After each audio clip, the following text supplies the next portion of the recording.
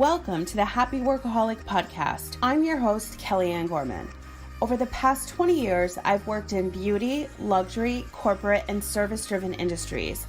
I created the opportunity in these careers and in my own businesses that allowed me to travel the world, experience once-in-a-lifetime events, and build brands while providing my expertise to clients all around the globe. Life is short, and when you're given a second chance, you better believe I'm going to take it, celebrate it, and share it with you. This show is intended to elevate your mind, upgrade your business, enhance your life, and become part of a positive and uplifting community. If you're ready to take your business and life to that next level you deserve to be at, this is the show for you. Inspiration, motivation, and determination are what got me to where I am today. Tune in every week to hear from myself, other entrepreneurs, professional patients, small business owners, and fellow podcasters who will be featured on the show. I'm here to remind you to work hard, share your story, follow your dreams, and never, ever give up. Thanks for taking the time to subscribe to the Happy Workaholic Podcast. Today's episode starts now.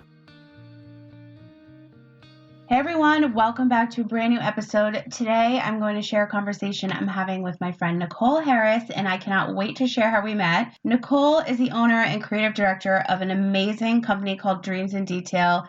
It is a premier full-service event planning company. They do production design, they do rentals, they specialize in elegant weddings, innovative events, luxurious celebrations, and so much more. If you guys just look at their Instagram feed, your jaw will drop. They have all those incredible walls where the arm comes out and gives you the champagne and so much more. Nicole, I'm so glad to have you on. Thank you. I'm so happy to be here. I'm excited. I know. We've been wanting to do this forever. Okay, so you guys, I need to share with you how we met. So I don't even know when it was, like 6 months? Who knows? Time flies during quarantine, right? So I was doing my Uber rides because I started doing Uber because I missed people, and now I miss people even more. But it's hard when you run a business online, and I had been running businesses like Nicole in real life, creating all these luxury experiences and these events in Vegas. And then when I came to San Diego, everything was digital. I'm like, I need people in my life again. I need to meet all these people. And I was doing a lot of research for my podcast and all of these things. So I was doing my Uber ride. I picked Nicole up, and she has one tiny little bag. And she says, I'm going to the airport. I'm going to New York for 24 hours. I'm like, oh my God, this girl and I have parallel lives. Well, I used to, because that's the kind of trip I would take. I'm like, oh my God, what are you doing? Where are you going? What's happening? So Nicole's like, I'm going. I have this amazing meeting. I'm finalizing this incredible event. Have you ever heard of VaynerMedia? And I'm like, what? I should have just screeched the brakes. I was like, are you kidding? I'm like, you're going to meet Gary Vaynerchuk's team? I'm like, that's amazing. I'm like, what do you do? And the rest is history. So It was amazing. That was the coolest interaction ever. Oh my God, I know. And I was like, don't leave the car. I want to come with you. I'm like, let's get on the plane together.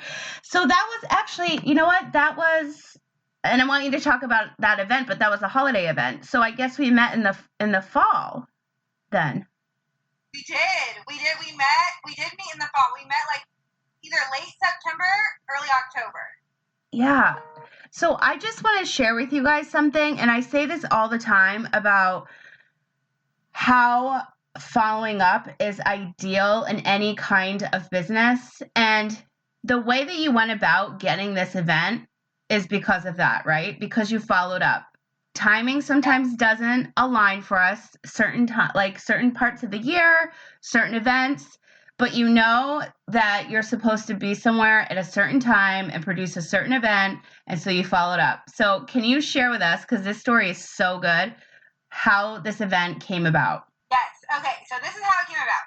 So I was trying to get this event for a couple of years, and I was always a little bit late to the game. So I was always trying to just email VaynerMedia and see if they had any parties coming up, because I just wanted to be in Gary Vaynerchuk's world to some extent, to just plan anything for them.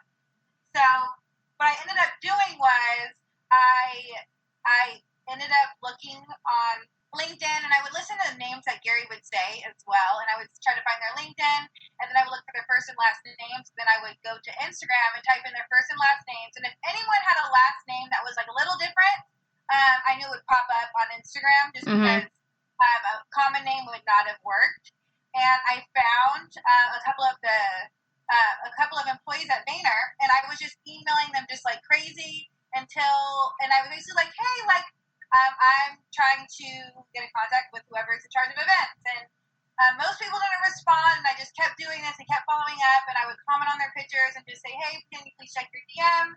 And then eventually, I had someone contact me, and they were like, yeah, like, this is the person to speak to. And I sent them and I said, oh, what's their email? And then I sent them a message and said, I was referred by this person. They said, you're who I need to talk to. I would love to plan VaynerMedia's 10-year anniversary or their event or anything that you guys are doing. And she replied to me and she said, you know what? We don't have, we're going to plan it internally. We don't have the need right now, but like check back next year. So then I put in my calendar, okay, like you're going to check back multiple times next year. So I checked back the following year, which was this past year, 2019, and they said, yes, send me a proposal. This is what we want to do. And it ended up being their 10-year anniversary global holiday party, the biggest event that they've ever had. And they were looking at different proposals from different people, and they picked mine. Yes. I was like, oh my, because part of me didn't know if it would work. I was just DMing people like crazy, just hoping to just have someone have eyes on the fact that I exist and could just be in the running for it. But that's what you have to do. And I honestly think like, well, I know this, it's a fact. Like people that want to get into an industry like that or any in general, they don't understand the amount of work and the amount of follow-ups, the perseverance, like putting it out into the universe, like just getting shit done. They don't realize the legwork because when I was living in Vegas, I was creating these luxury experiences. People would walk off their private jet. I would take them, I would bring them to a property, and they would enjoy a certain experience that money couldn't offer because I created it. And how did I create it? I stalked in a very professional way every single person, the director of marketing, director of PR, director of security, the person in charge of the insurance, liability at every property that I needed to be on. Wynn, Encore, Bellagio, all the higher end properties. And if you can't find them one spot, you go to another. I mean, some I even had a message on Facebook because they weren't on LinkedIn. I'm like, how is that possible? But we put in the work and then we got things done. And a lot of people don't realize like how much effort that actually takes. Like the fact that you actually have to comment, by the way, check your freaking DMs because no one does sometimes, which is so crazy. But like, that's the extent you have to go. Honestly, it's really the only way, but you don't realize until you're in it, and you're just like, wow, like I gotta just keep badgering people, basically. Yeah, and you guys, I think you have that saved to your highlights, right? Yes, I sure do. Yeah, of course, because that was such an experience. You did an incredible job, and then after that, I think is when you did the kind of like intergalactic event. Was it for Gala? What was it? What's her name? Gala Darling or? Gala Darling. She did. It's called the Vortex. That was insane. Honestly, she is the best client ever because I love when clients aren't like they see something and they just want it to be recreated. Like she just let creativity flow, and we just wanted to think of like every original idea we could and just make it happen from scratch. Now, when somebody gives you that option, so when I did high-end events, I was working for individuals and I was just given a list and I just had to make it happen. Some things I could be creative, but when you have a client that says, okay, run with it, like how does your brain work? Like being somebody that's creative, like do you sit down and you're like, oh my God, okay, I already know. And you just like sketch it out, draw it out. Like how is that process for you? How does it work? I look at the client and I get an idea for them, like their vibe and their Instagram, so that I can tailor. I can create the two. I can like think of creative ideas, but inspired from how they are. Mm-hmm. For example, Gala Darling, her whole personality. She's actually one of the most like engaging and positive people that I've ever met. And I knew that it just needed to be, she cared so much about guest experience. So I just wanted to create things that would make guests talk about it, be super appreciative to her for it, and they would just like the big statement pieces I knew needed to happen. And I know she likes pink and purple and anything disco. So I was like, everything needs to be a photo op.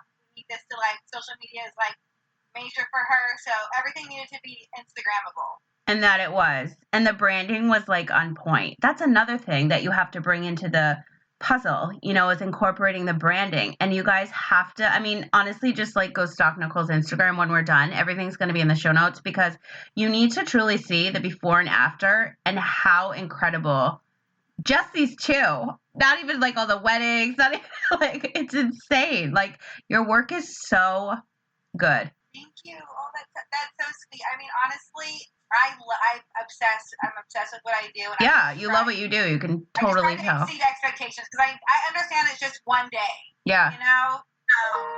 I really try to exceed expectations because I know the money that goes into these things and that it's just one day. So I don't ever want people to have buyer's remorse. Yeah, and you can just tell when somebody like really loves what they do. It just shows. Now, what made you get into this field? Oh, so this is what made me get into it was I always had a passion for planning parties and like I've always been super organized, but my path initially was law school. So I was like, oh my God, are you kidding?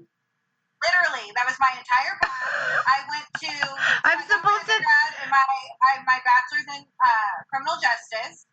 And then I studied for the LSAT, got into Pepperdine, and then I went to new student orientation for law school at Pepperdine, and then I left at orientation because it did not feel right. It felt like there was something else. Like you have to do something else. Even though my whole life going up to that point was preparing, to go to law school, and I flipped the switch, and so I stayed in LA because I moved to LA to go to Pepperdine, but I just stayed in LA, and I was like, look, like. We gotta figure something else out. So that whole drive back from Malibu to like my horrible studio apartment in Culver City, it was like the worst. Oh my God. It was like the worst experience. Oh my gosh.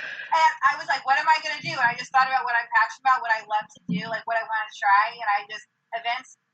Being an event planner was always like in my mind, but I never took it seriously because I always was like, but I'm gonna be a lawyer. That's what I'm gonna do.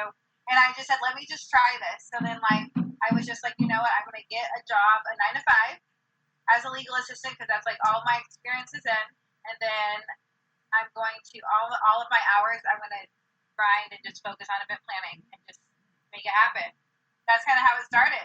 That's so crazy. I didn't know about you. I'm supposed to take the bar next year. Really? How cool!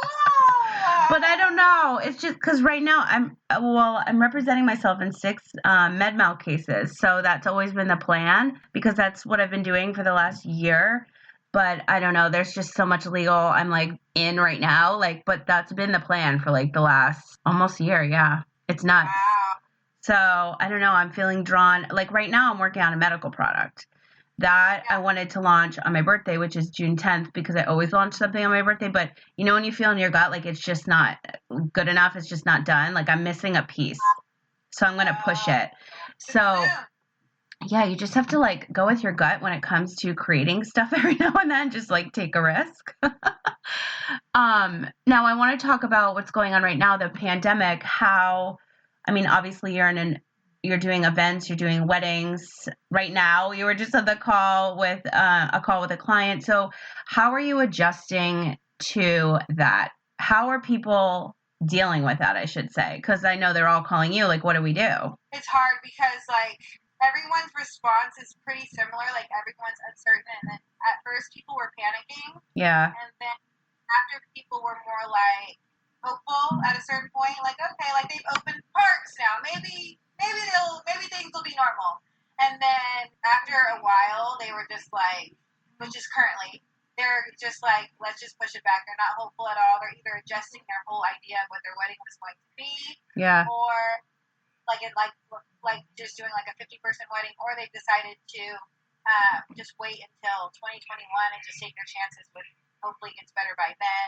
So it literally uprooted my entire year that was full of events. It's like I've done barely any events because it's actually illegal for me to because gatherings, you can't do gatherings. So I literally can't do my job, really. The gathering thing is nuts. So in Las Vegas right now, if you're at an Airbnb and there's cameras, the owner has to send the camera footage to the city, and it's $1,000 per day fine. I was looking at an Airbnb. I just needed their pool. That's all I needed, like a couple weeks ago. And he said, well, how many people are coming? Because I just want you to know. So the neighbors call the HOA, and then they call the police.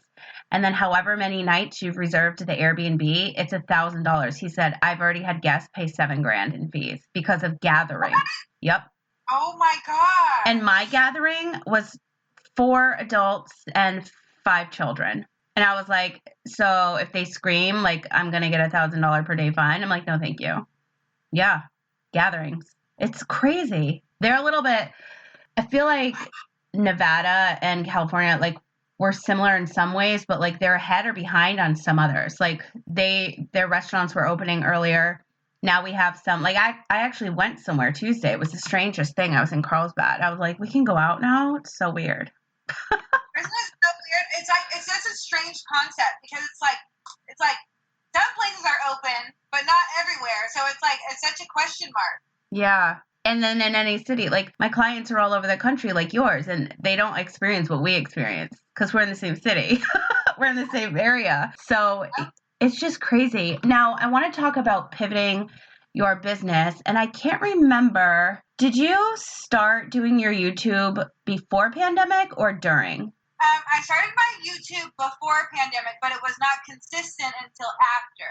Got it. So I had some things up, I had like about, I don't know, like 15 videos up, but it wasn't the consistent rate that I did after pandemic started. Yeah, and I think that's a really good lesson for any entrepreneur. Like obviously, if you don't know how to hustle, if you don't know how to follow up, and you don't know how to pivot, it may not work out for you. But you're just like such a wealth of knowledge. Like, why wouldn't you share that? So what you did was go on YouTube, but then you also went to TikTok. I've been consistent now. I just like, it depends on my day, but are you getting traction? Like, are you just doing it for fun? Are you getting leads? Like, how do you feel about TikTok? Because everybody I talk to, it's so different per really. Yeah. So with TikTok, I'm getting crazy traction on TikTok. Okay, so this is how I started TikTok. Initially, I was like, oh, I'm just going to do it for fun. So then my first 10 videos are just like funny videos, like just for fun, like dances, whatever. And then I saw like what I was seeing from other creators on TikTok that I was following. And they were like, it would be like whether someone was like a therapist or someone was like into real estate or someone was a financial advisor. I was like, wow, people are really following them. These people have like 100K followers. I'm like, is this what? And I didn't realize TikTok even could incorporate that. I thought it was just dances and stuff for fun. Yeah. And I was like, I know Gary's on TikTok, but he's Gary. So I'm like, I'm going to watch him anyway. So I didn't realize that until I posted one video and I got a lot of followers from it. And so then I was like, let me just keep the same content because it's doing better than my funny videos. And literally, I started getting followers after followers after followers, and now I have 18,000 followers.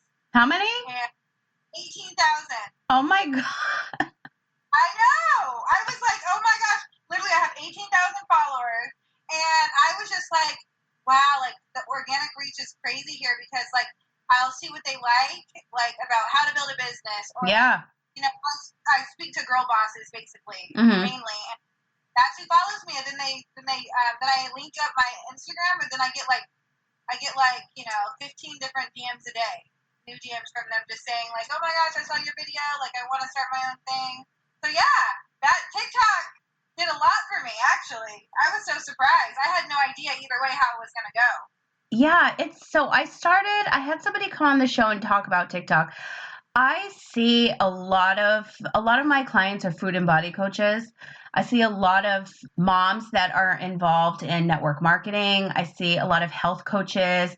I see a lot of Instagram influencers because they're pushing lines that they're affiliated with. So that I saw in the beginning, and I was like, let me just try for my podcast. Like, let me see what kind of traction. But then I get slammed and then I forget. And like, you literally have to be consistent because the algorithm is nuts. I mean, I think the top 2 steps to making something go viral and to get traction on something there is the trending hashtags and the trending music. And then obviously the third being like, you have to provide great content. I mean, Gary did, I don't even know what the number was. I saw it on LinkedIn. TikTok's matching the amount he's raising right now. The fundraiser, I forget the name of it. I should have looked at it. But after you get 1,000 followers, you can start making money. You can go live after 1,000. So that's why everybody's Venmo link is there. Is yours there? You need to put it there right now. I saw this Venmo yesterday. I saw a video about the Venmo link, and I'm like, oh my god. Yeah, you can give these girls coaching advice. I literally have to do that. Like, I saw that, and I was like, and I wrote in my notes on my phone, I was like, I need to look this up, because I'm confused by this. I see people's Venmo, and people are like, yeah, I'm really getting paid. Yeah. It's crazy. Like the algorithm, I mean, like LinkedIn. I live on LinkedIn. I've been a LinkedIn coach for years. The algorithm on LinkedIn. I just did a training for an entire sales team the other day. It was 90 minutes. It was so long. But I loved it. And the algorithm is what Facebook was like a decade ago. If you like my post, your connections see my post. That's not how Instagram's working these days. So I feel like it's like, I need to just drop. I mean, I live on Instagram stories. Like, I'm not really worried about my feed. I'm worried about my stories. I get more traction there. But now I'm like, well, there's TikTok now. So I've been testing it this week with other things. Like yesterday I did like a Kourtney Kardashian voiceover, how she doesn't like to be a celebrity anymore. That was me. And then I'll post a previous episode, or I'll post like production content or something like that, just to see.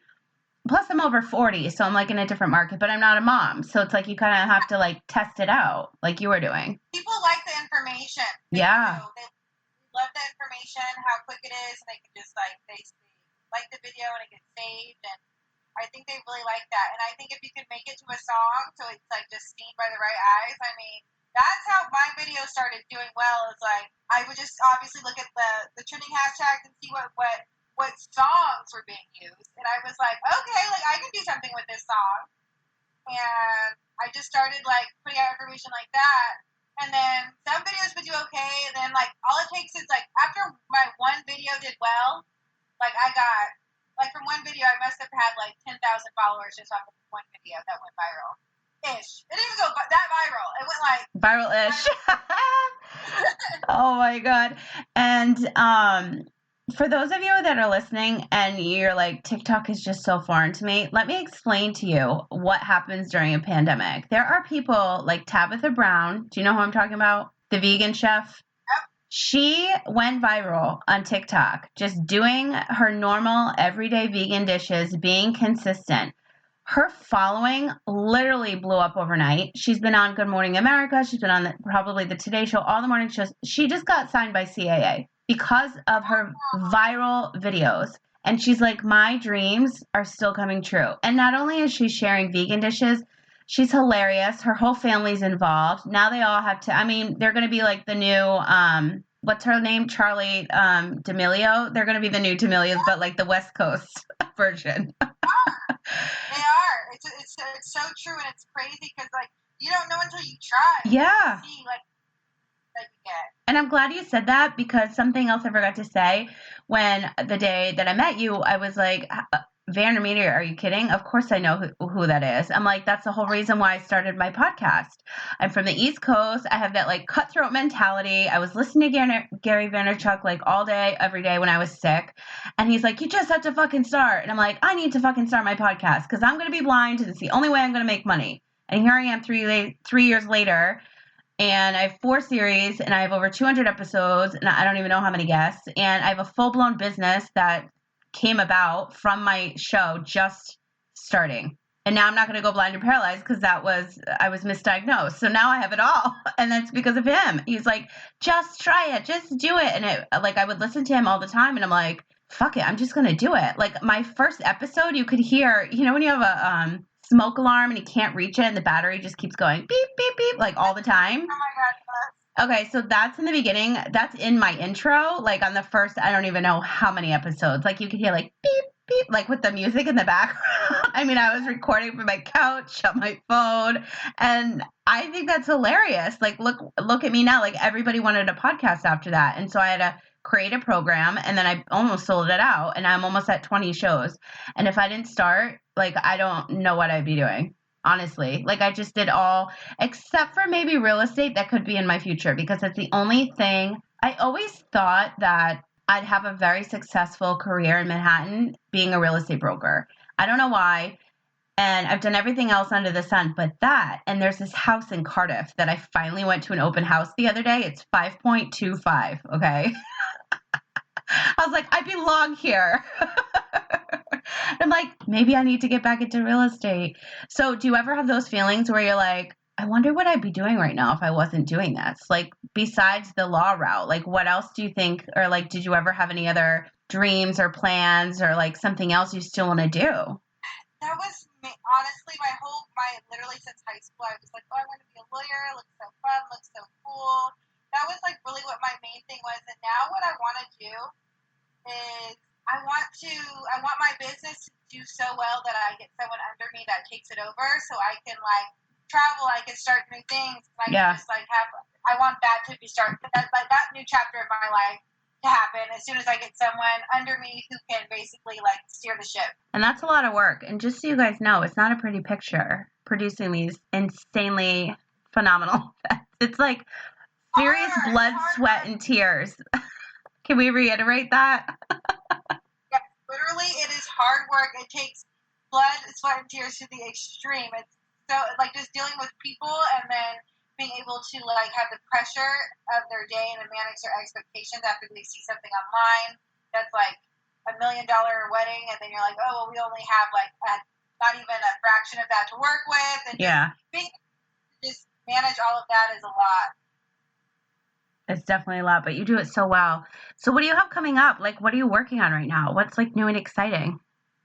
Well, I had this year was going to be really cool. I had a couple of destination weddings in Italy, and I had one celebrity wedding in Italy, but that changed. So now I kind of just have to see, because right now I do have weddings on the books starting in August. Everything else has been pushed back, but I do have some weddings, but I do anticipate them being moved if the gathering ban is not lifted for LA. Yeah.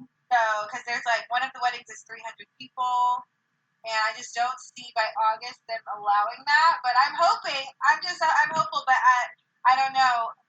A lot of my events, I had some really cool events. I was already supposed to be in April. I was supposed to be on Gary's podcast, and that got pushed back. Oh my God, that was right. Oh my God, I remember. So I don't know.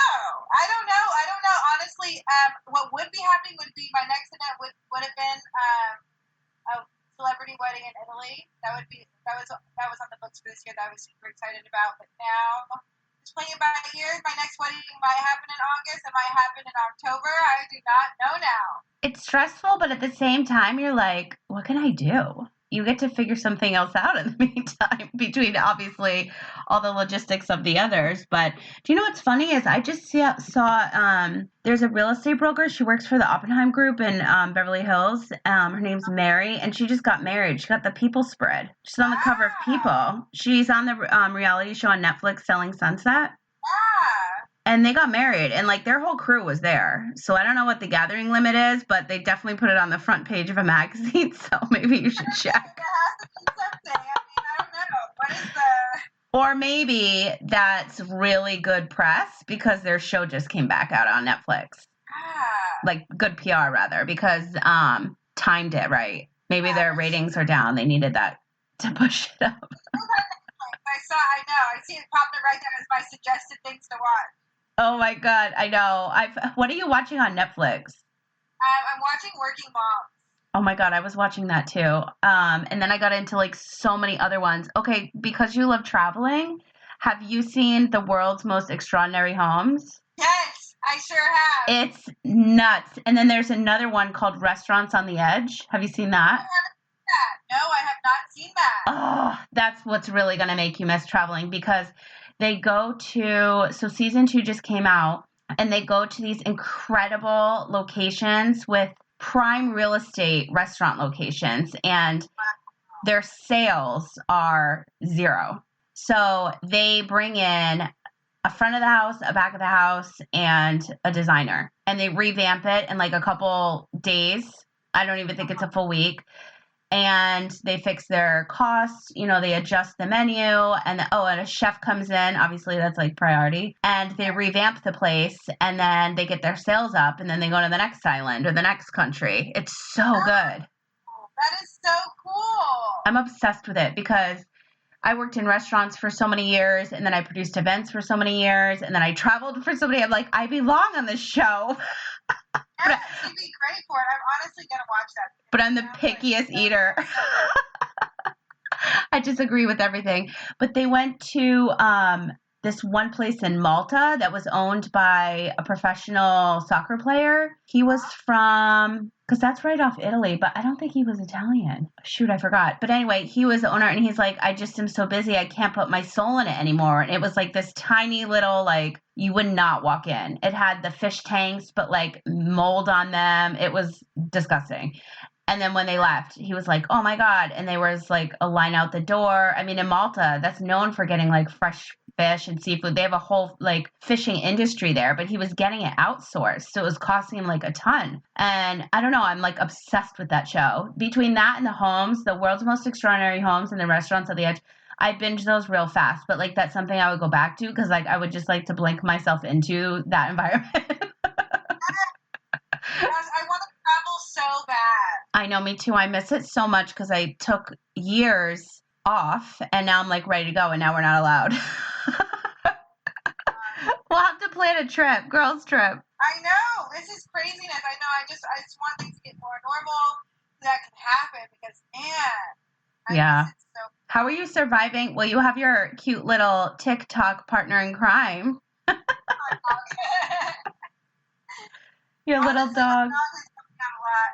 I mean, I've been doing, it's hard to do my business completely just because clients have been slow to get back to me just with decisions just because everything's so uncertain. So they're just they're not in it like they were before. Yeah. But I started recently trying to figure out, trying to research products to sell on Amazon to open an Amazon seller account. Oh, like arbitrage? Yeah, that's about it right now. I've been doing that. I've been doing TikTok. I've TikTok and I batch videos. Like earlier today, I batched like 8 different YouTube videos. So that's I've just been putting out content like that and just figuring out other ways for income besides my clients that are still paying their because they're on payment plans. Yeah. Whenever they're payment. So that's basically what's happening so far.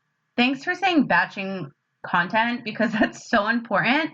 Having a business online is you batch record, you batch videotape, like everything. Because time is money. And if we're busy, like you don't have time for that. Like just think if you get slammed, like all of a sudden, like all the gathering shit is listed. You get slammed. You have 2 months of content you're sitting on. And who can do that? You have an assistant and they take care of it. And you know what I love is I have it saved to my phone is Gary's content building strategy. He takes one piece of content and turns it into like 64. Yes. It's genius. Mm-hmm. And the gentleman that created that for him, that worked with him, I watched him explain it during a training 2 days ago. His name, he goes by Doc something. You might know him. I'm not sure if he's still with VaynerMedia, but he was explaining why that's so important. And I have the little diagram in my phone from when he, I think it was like 1.5 years or 2 years ago. And I'm like, that is genius. And I wasn't ready to do video yet, but now I am. And I'm like, and I just recorded a show before this and he does everything video. He's a singer-songwriter. He owns another event planning company. He's in Toronto. And I was talking to him about it because I said, what are you doing during the pandemic? Are you, creating more? Are you writing more? He's like, honestly, I'm looking at all the content, all the B-roll. I have so much content. I need to like put it out into little pieces because it's hard. People don't want to watch like a full-blown, unless you're Gary or Ed Milet or Tony Robbins or someone, they're not going to watch a 55-minute YouTube video. Exactly. Unless it's a lot to take in. They don't. Yeah. Not into like the content like they are for other people. Yeah, so he's doing like all little snippets, which is like what we live on is little snippets. That's why we all have TikTok.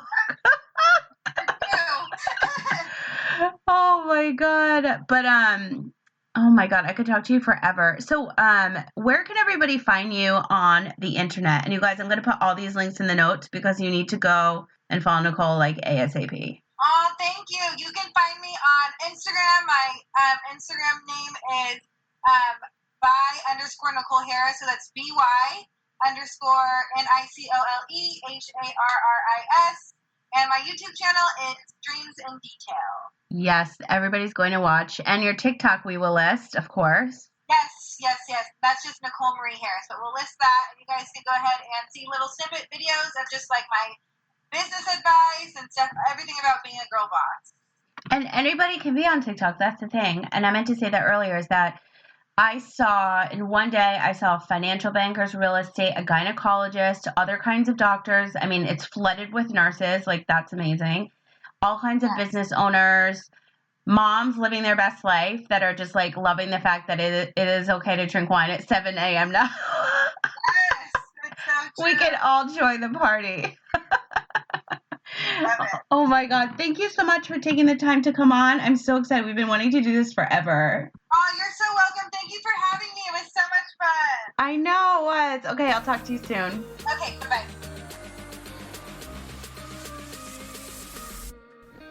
Your time is so valuable, and I really appreciate you carving out a little piece of your day to listen to today's episode.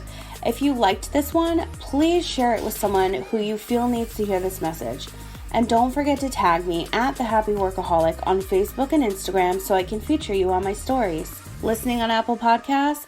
I would love it if you would leave me a review on today's show. Your input means so much and also helps me create more of the content you'll love. Want to continue today's conversation? You can join us in the Happy Workaholic Network Facebook group.